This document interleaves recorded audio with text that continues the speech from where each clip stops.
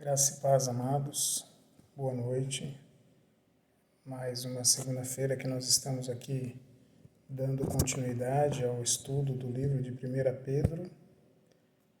Nós estamos na parte 5, ainda que no vídeo anterior eu tenha dito que nós estaríamos na parte 3, que estávamos na parte 3, na verdade era a parte 4. Hoje nós estamos na parte 5 do estudo de 1 Pedro. Nós lemos e conversamos a respeito deste 1 Pedro até o verso de número 12, e hoje nós vamos conversar do verso 13 até o verso 21. Então, amados irmãos, se você preferir, faça a leitura desse texto antes da gente continuar, antes de você continuar o nosso bate-papo aqui. Eu vou me abster de fazer a leitura para a gente ganhar tempo para conversar a respeito deste texto. Então, tem em mãos aí este texto já aberto para que você acompanhe. Muito bem. No bate-papo da lição ou do estudo da parte 4, nós praticamente dividimos um pouco este livro de Pedro.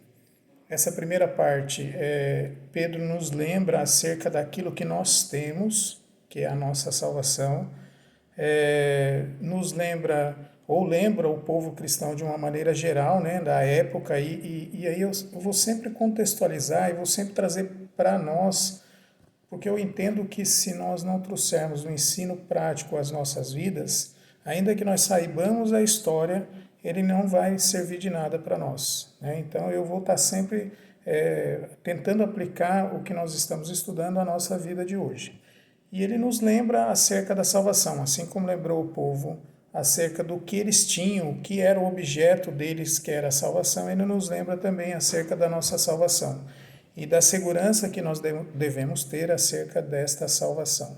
E nós destacamos no estudo anterior que a nossa salvação, ela não foi por acaso, ela não foi algo casual, mas ela foi, na verdade, planejada por Deus, né? E como planejamento de Deus, Ele colocou o Seu Filho para executar este plano de salvação à nossa vida, né?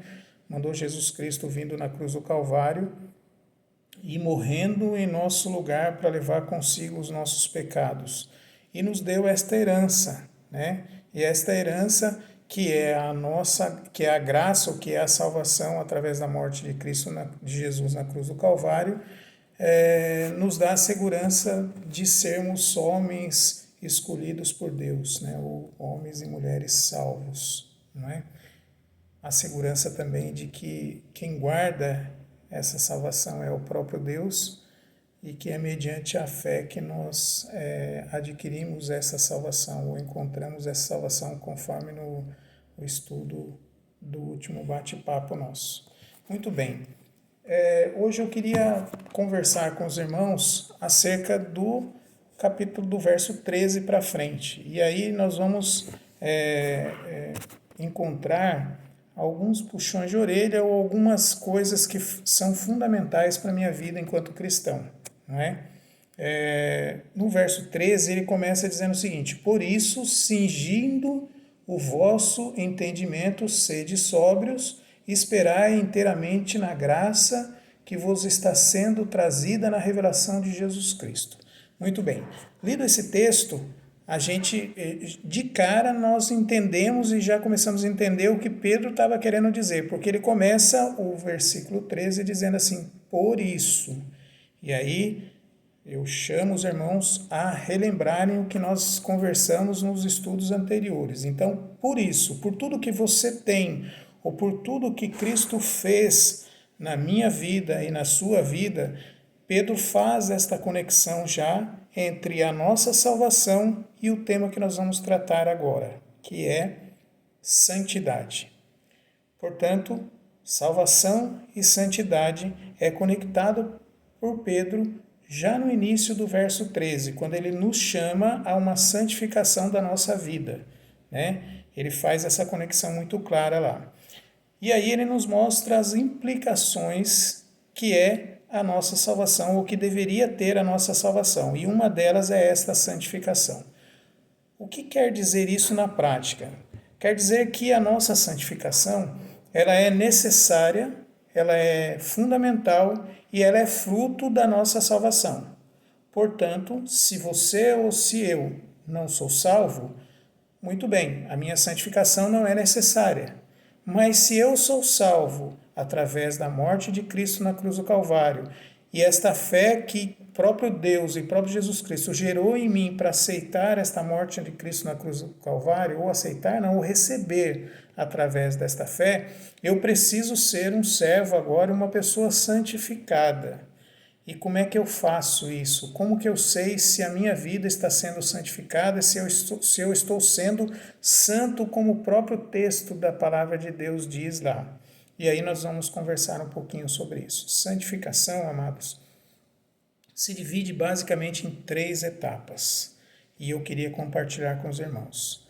Primeira etapa é o que está já descrito no verso 13. Ele começa depois de dizer, olha, depois de você conhecer a tua salvação, de você relembrar, e dele nos relembrar da nossa salvação e como ela foi conquistada e de que forma ela chegou até nós, ele diz assim, ó, cingindo o vosso entendimento. E aí nós vamos partindo agora para as 3 etapas da nossa santificação. A primeira é entendimento. Entendimento significa o quê? Que Deus não quer só que eu saiba a respeito da salvação. Ele não quer apenas que eu saiba que isto aconteceu, não é? Mas Ele quer que eu viva isto que aconteceu. Então, saber é quando eu sei que a minha salvação dependeu exclusivamente da morte de Cristo na cruz do Calvário. Ela veio através da graça redentora de Jesus Cristo. Este eu sei, então é o saber.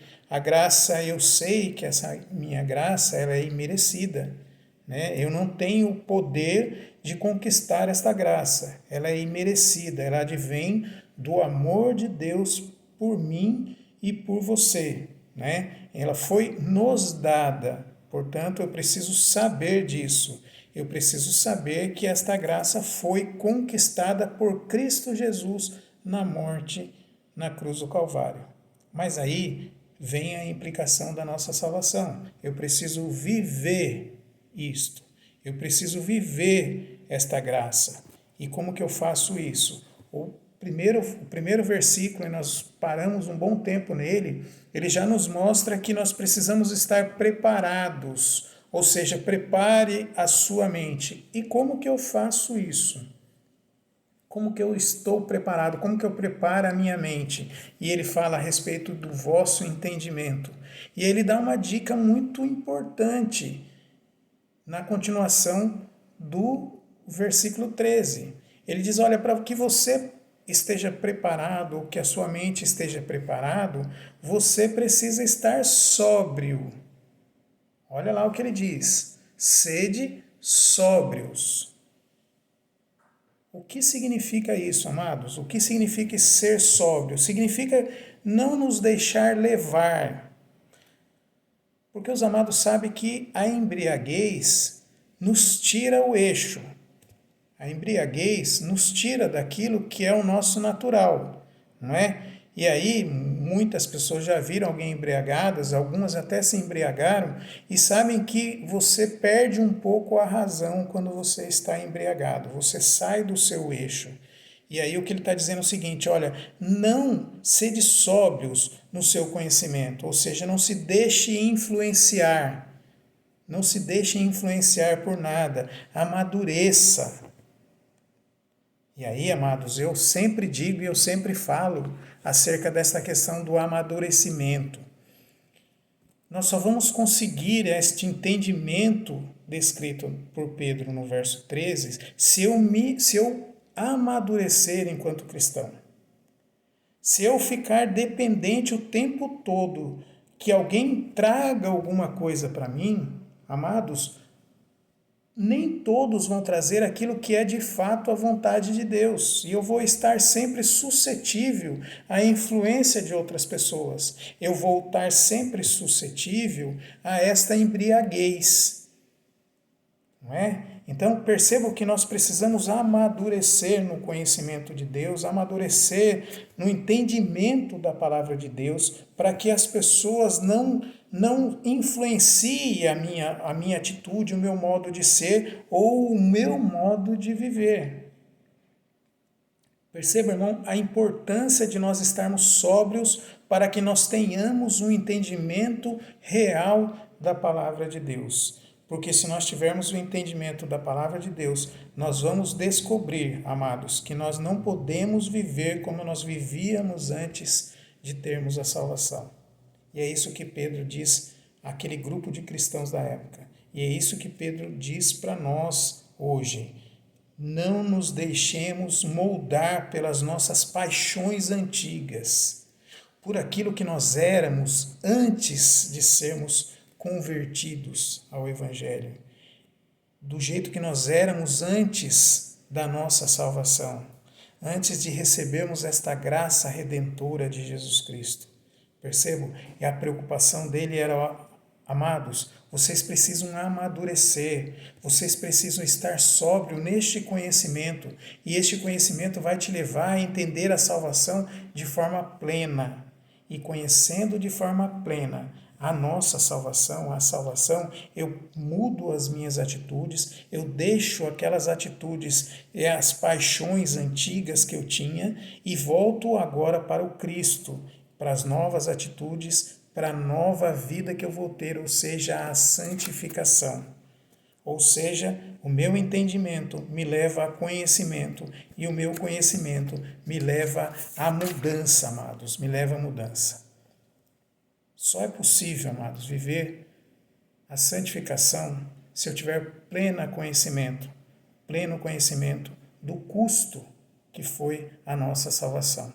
Ainda que seja gratuito, ainda que seja a graça imerecida que nós falamos, isso teve um custo e eu só vou conseguir entender esse custo se eu estiver sóbrio para entender qual foi o custo para Deus e para Jesus Cristo da minha salvação. E aí, posto isto, ele diz lá no verso 18, não foi ouro, não foi prata, não foi nada disso. Foi o sangue de Jesus Cristo na cruz do Calvário. E aí eu passo a ter este entendimento. Se a nossa vida não estiver ligada efetivamente a Cristo, eu não posso e não vou conseguir levar uma vida de santificação. Sabe por quê? Porque a minha fé está intrinsecamente ligada a Jesus Cristo.